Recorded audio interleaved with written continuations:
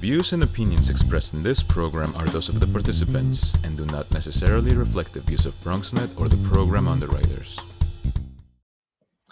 Come up on this edition of Perspectives. It is Black History Month, and during the month of Black History, we are taking a deep look into the success and the failure of corporations across America who launched diversity, equity, and inclusion initiatives last year. We'll talk about that and more on this show right now.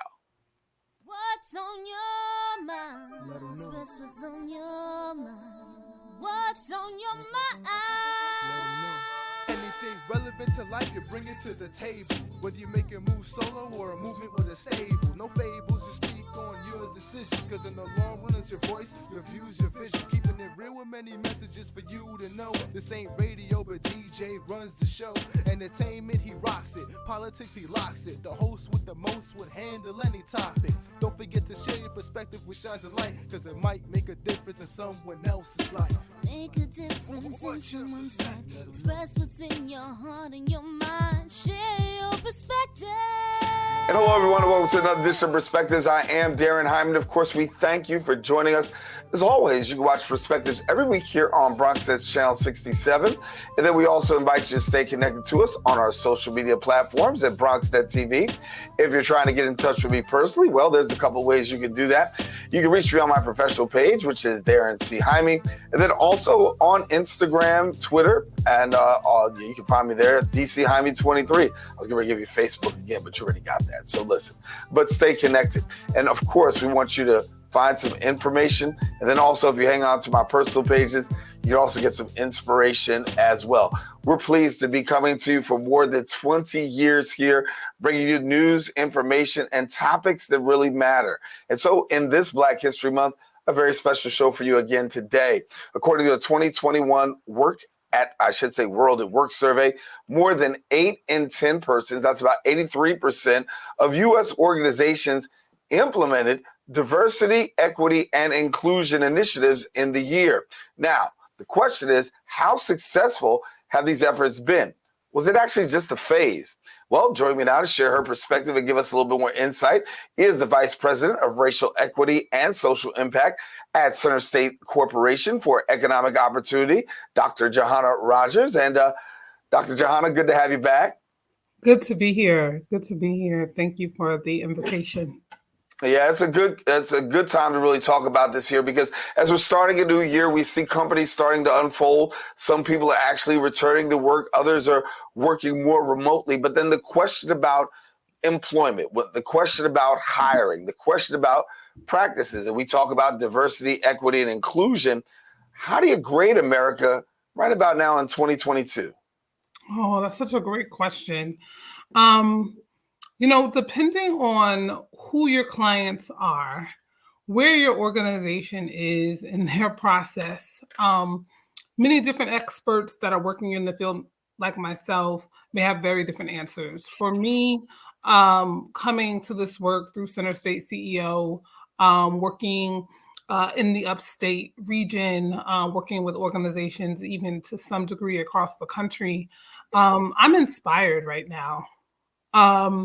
I think the DEI initiatives across corporate America, the conversations that I'm having with leaders, the conversations I'm having with managers and directors about what diversity, equity, inclusion means and how can they address these topics more authentically, has honestly taken me by surprise. And as someone who has studied issues of race, I do identify as a critical race theorist. It's not easy for me to say that. I wouldn't say it if I didn't find it to be true.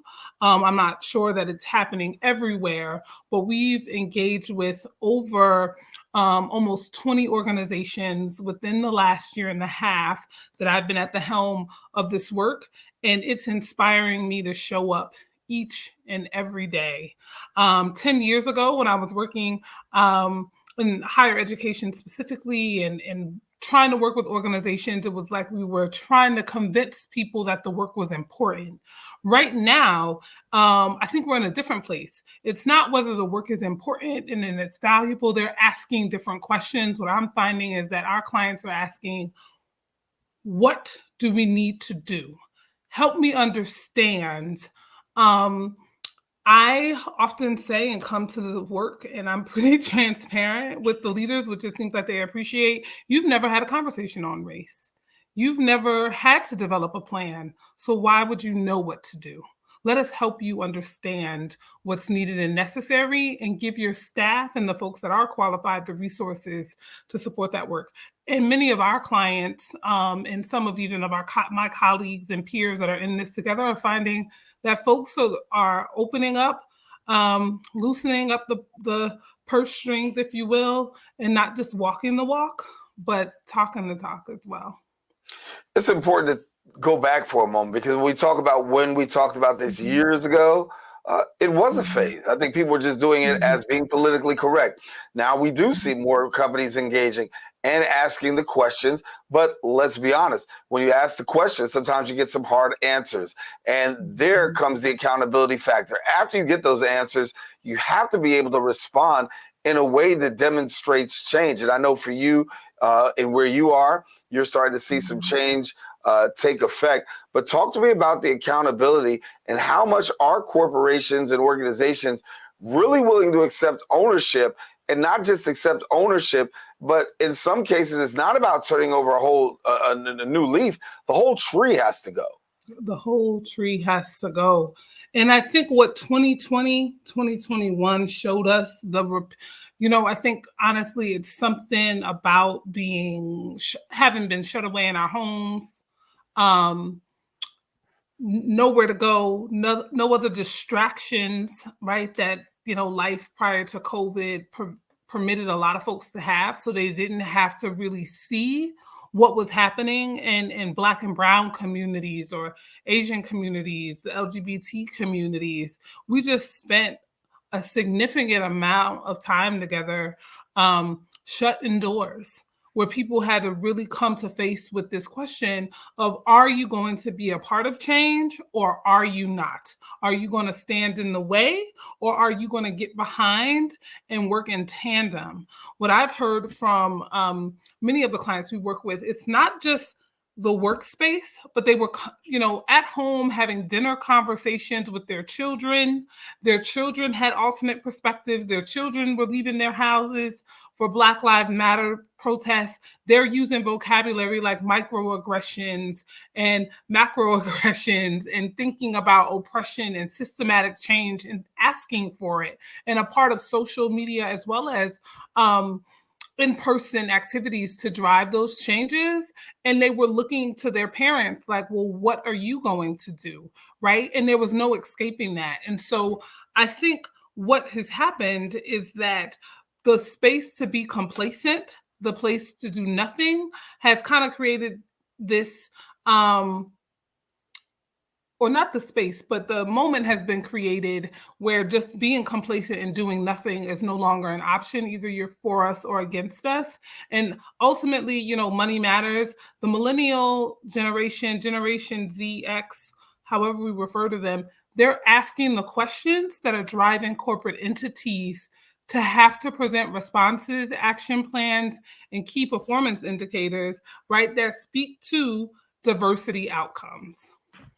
Got to take a quick break, but coming up after the break, I want to talk to you a little bit more about the impetus for how this all really came to a large light, and that being the Black Lives Matter movement. And a lot of people thought it was just about criminal justice, but it actually led to a whole lot of reform, not just in the criminal justice area, but also in corporate America. We'll talk about that more with Dr. Juhanna Rogers when we return right here on Perspectives. When taking public transportation, don't touch your phone. Carry hand sanitizer and use it immediately upon leaving the bus or train. Avoid touching your face. If someone is coughing or sneezing, move away. Wash your hands with soap and water as soon as possible. Limit contact with poles. If possible, avoid rush hour. Don't eat or drink on public transportation. Keep your bag off the floor or other surfaces. Avoid directly touching turnstiles. Stay up to date with the latest from your local health department and CDC.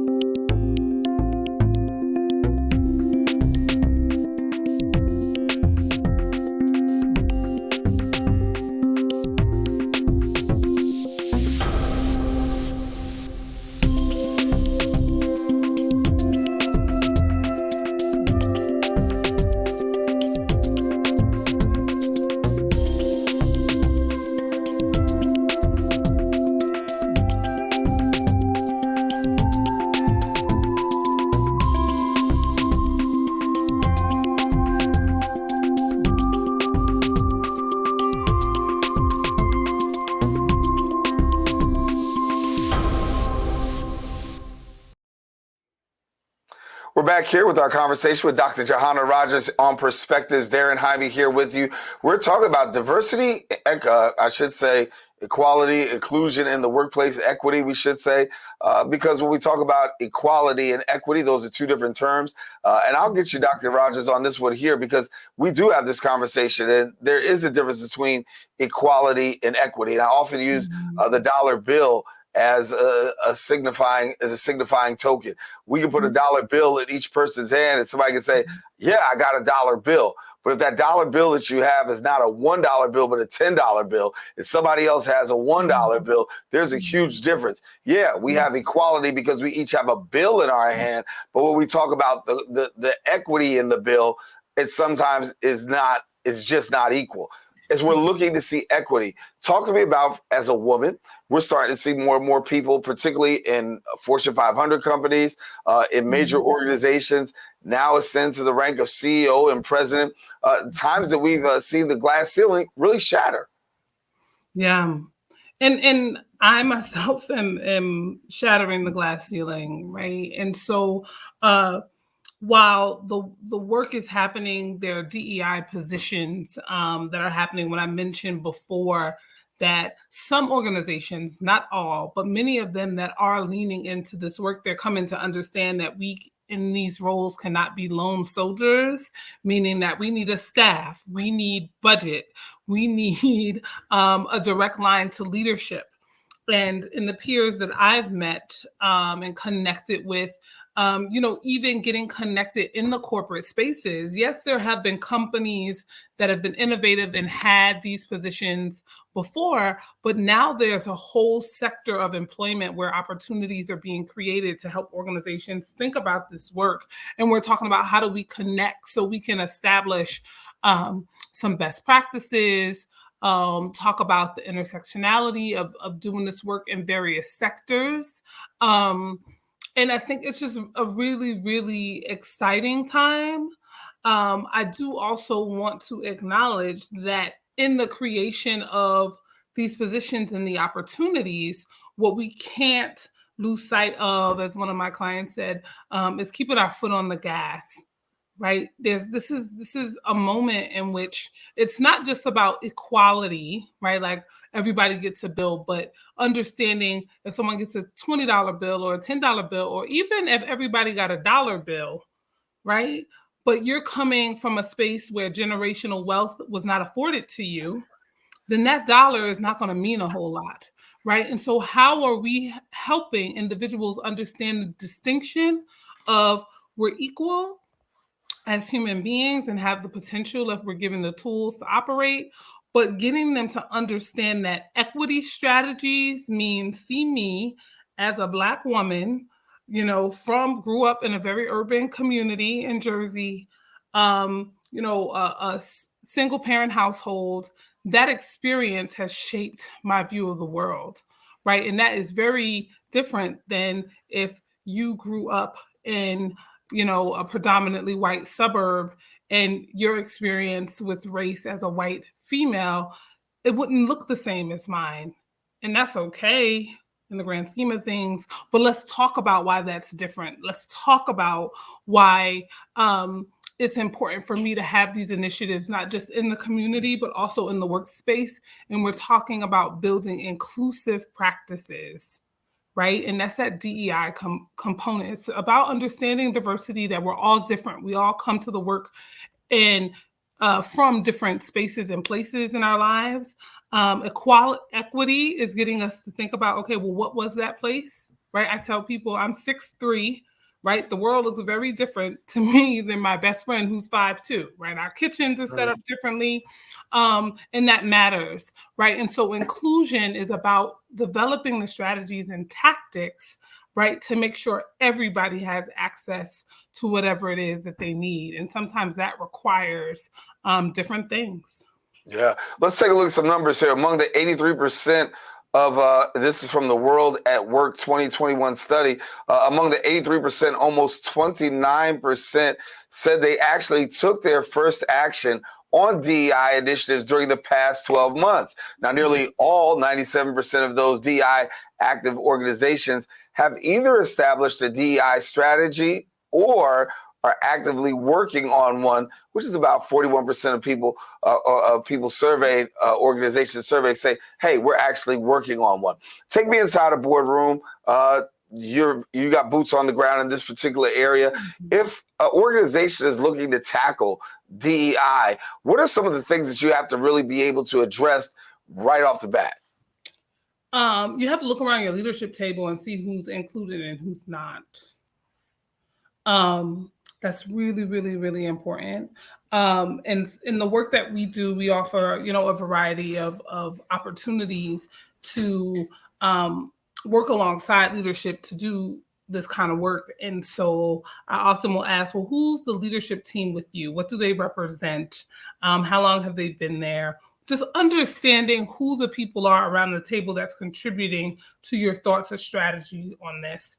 And then we perform cultural climate assessments, right? We help organizations not just understand what leadership wants to do, because as I said, if your leadership at your organization looks predominantly white or male, for example, or just lacks diversity at all, then you need to get different voices in the room. And so cultural climate assessment is something that we work with organizations to do, so we can do, interviews, one-on-one focus groups from various stakeholders, whether that's your employers, your employees, right, your staff members, to your directors, managers. Let's hear from them and see where they are and how they can contribute and offer ideas to understanding the vision for DEI within an organization. We think really working with leadership to establish that vision, right? And then working with your teams to help deploy strategies or tactics to help that vision become real, right?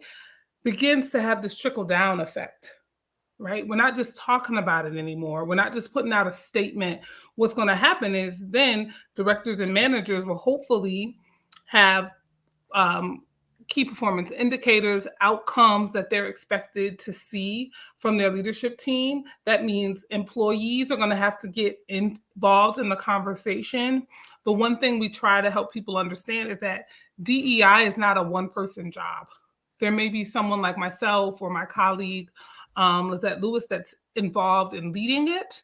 However, everybody has to be a part of the solution and engage in the process.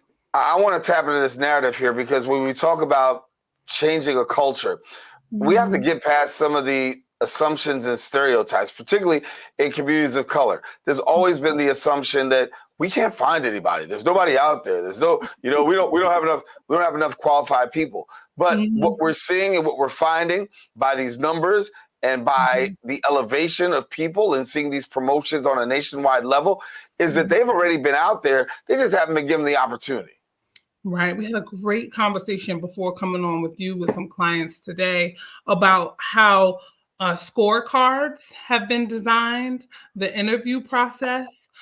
This isn't all about HR, right? People tend to associate DEI with let's immediately turn to HR.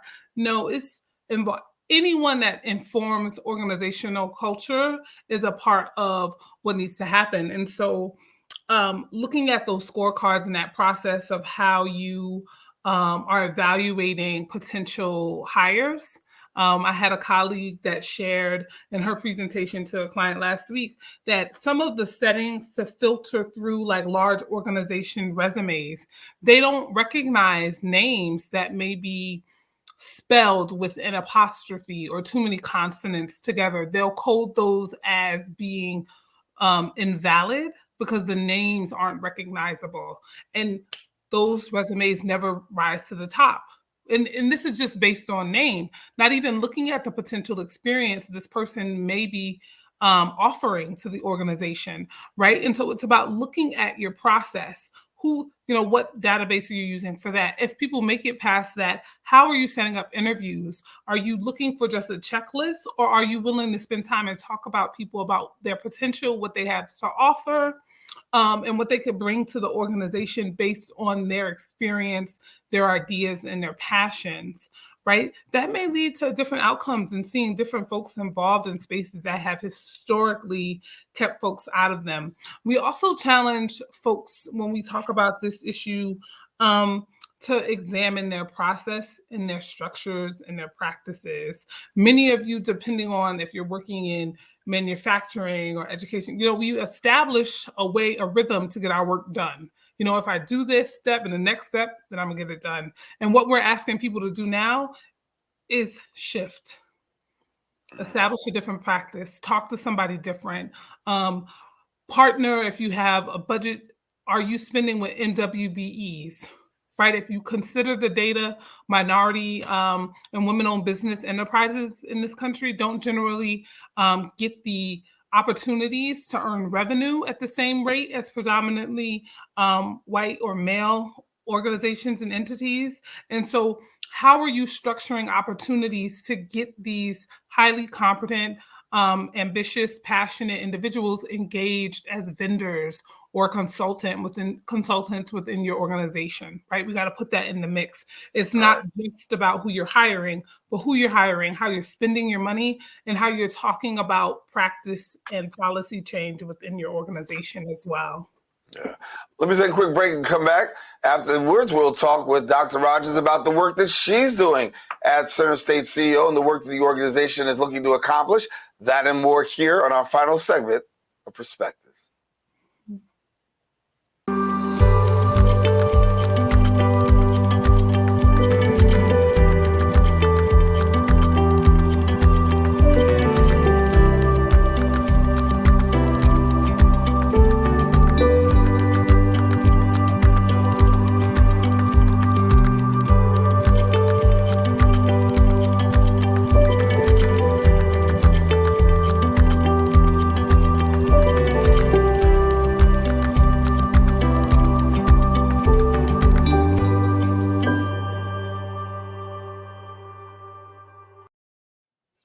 Back with our conversation with Dr. Juhanna Rogers. We're talking about diversity, equity, and inclusion in the workplace. Had a great conversation. And as I bring her back in, I want to talk to you, Dr. Rogers, about the work that you're doing because you're over at CenterState CEO. And for people who don't know, give us a little bit of insight into your organization, your work, and the things that you're tackling right now. Absolutely. So CenterState CEO is a business leadership organization that works across the Central New York region, but also is working in partnership with many organizations nationally to help think about economic development, help to think about business leadership. And I am personally leading the work around racial equity and social impacts, right? And so my day oftentimes is spent with some of the most influential business leaders in our region, but also in other parts of the country, and helping them and their teams think about how do we drive change, right? I'm training many of the employees at various organizations to put together strategies and implement the vision statements established by leadership. We have a team of facilitators and consultants that come into these organizations with us. We are a diverse team. One of the things that I'm really excited about in the work that I lead is that we're a model, right? We're not just out there talking about it, but the racial equity and social impact portfolio is engaging. We're spending the service fees and things of that nature with small businesses to help us grow and be a model of what needs to happen to drive change. In addition to providing trainings and leadership sessions, we also provide education, right? And so part of what I started with when I spoke earlier today is that many folks out there have not had conversations about race. You know, we went from 1865 to Juneteenth, and finally, you know, African Americans were emancipated, immigration laws shifted, and Asian and Latino populations in this country grew. But there were things like internment camps and Cesar Chavez and the migration movement and so many other things. But we never took a moment to stop in the transition to really talk about the impacts of these movements, what we're learning together, create a different version of history, right? And so what has really been exciting about the work that we do is sometimes we don't go really deep, but we provide that overview, that global context to what has transpired, that we as a nation never took a moment to really sit down and talk with each other about what just transpired. We just went from one day folks that look like me were enslaved, and next they're sharecropping or trying to migrate north and work in factories, right? And so there's a healing a little bit that needs to take place, or at least some kind, if we can't heal, then at least some kind of shared understanding that we're coming from very different realities for many of us. And how is that dialogue being received, though?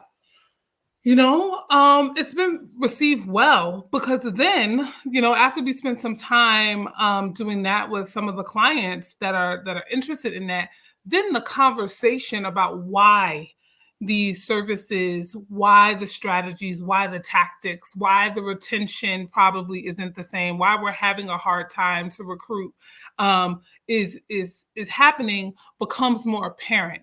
In our training specifically, it's not about just me talking and understanding definitions. It's about building critical thinkers around these issues so that they are empowered themselves to continue to work with inside their organizations. And so if we take a minute and step back and provide that as a setup, then it's like, okay, let me roll up my sleeves and dig into the work, because I didn't understand that before. Yeah. And a lot of folks are there. So if somebody's out there and they really want to find out more information, of course, you can get connected to her at the information that you've seen on the screen throughout the course of the show. Dr. Juhanna, we got to leave it there. But thank you so much for this very important conversation, something we'll continue to watch throughout the year 2022, diversity, equity, and inclusion. You've been a great voice, and a pleasure having you here with us. Thank you. Thank you. As we always say, the work does continue. We want to continue to monitor and listen.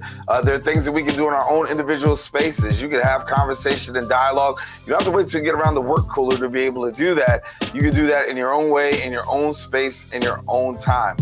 Don't have a whole lot of time to give a big perspective, but that's my mini perspective. I'm Daren Jaime. Thank you for watching and sharing with us. As always, you can watch Perspectives every week here on BronxNet Channel 67. Thanks for watching. Make a difference in someone's life. Express what's in your heart and your mind.